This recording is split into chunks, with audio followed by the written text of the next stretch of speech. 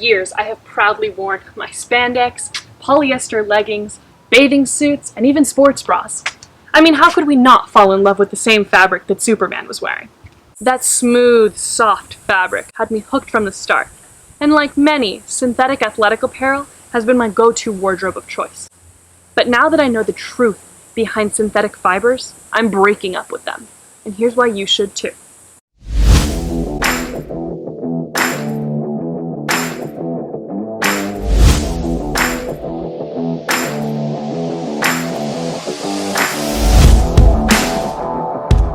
Last week we talked all about microplastic, where it comes from and its effect on our bodies. But this week we wanted to talk about one of the biggest contributors of microplastic, synthetic fabrics. These man-made creations sneakily hide away in most of our athletic apparel and beachwear, and surprisingly are exceedingly harmful not only to our planet, but to our bodies. Let's dive in. Synthetic fabrics are made of complex processes that bind small polyester molecules to build a polymer chain of petrochemicals. That's a fancy way of saying a bunch of scientists got in a room, mixed some fancy chemicals together in a beacon jar, and voila! You have nylon, polyester, and a pair of leggings. Like most modern and harmful inventions these days, synthetic fibers did not come around until recently. In the early 1900s, scientists were looking for a better alternative to make tents, rope, and parachutes during wartime. And like most accidental inventions, these fabrics became a phenomenon and exploded. They're the fabrics we see in most modern sports today. Synthetic fabrics can be found in your leggings, sports bras, bikinis, jackets, board shorts, you name it. Nowadays, synthetic fibers make up to 70% of the world's production of fabric. They come from non-renewable resources, oil and petroleum, and can be found with up to 8,000 carcinogenic chemicals used in their production. Polyester is a greedy jerk, using more than 70 million barrels of oil a year and using more than double the energy of cotton. Smooth and soft, it's not hard to see why polyester is extremely popular for sportswear. But there are two sides to every fabric.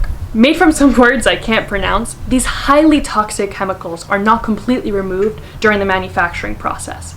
Not only is the production toxic for the environment by leaking pollutants into the water and air, but these chemicals are also extremely harmful for our body. These chemicals find an easy entryway into our body through our pores when we sweat, and research confirms that the excessive wear of polyester can generate skin problems such as rashes and dermatitis.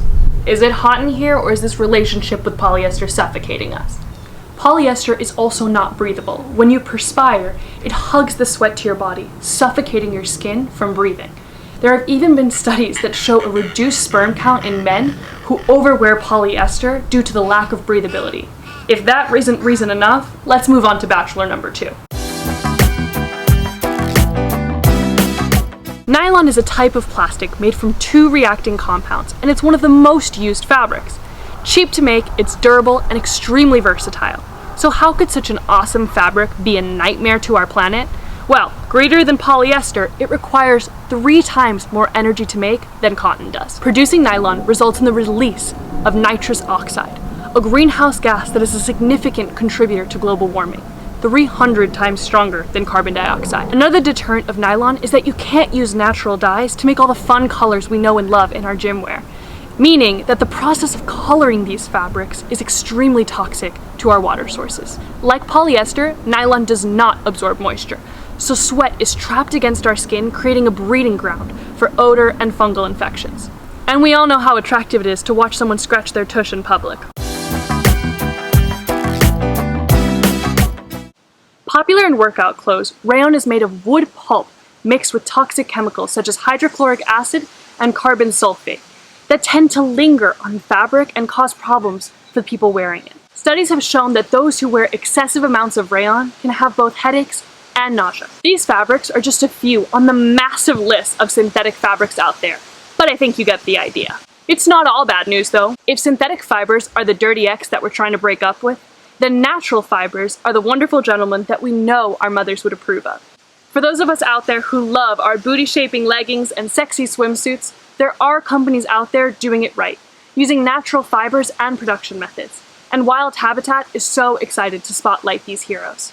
Subscribe now and stay tuned next week as we talk about hemp, bamboo, cotton, and the incredible, healthier alternatives for both our skin and the planet.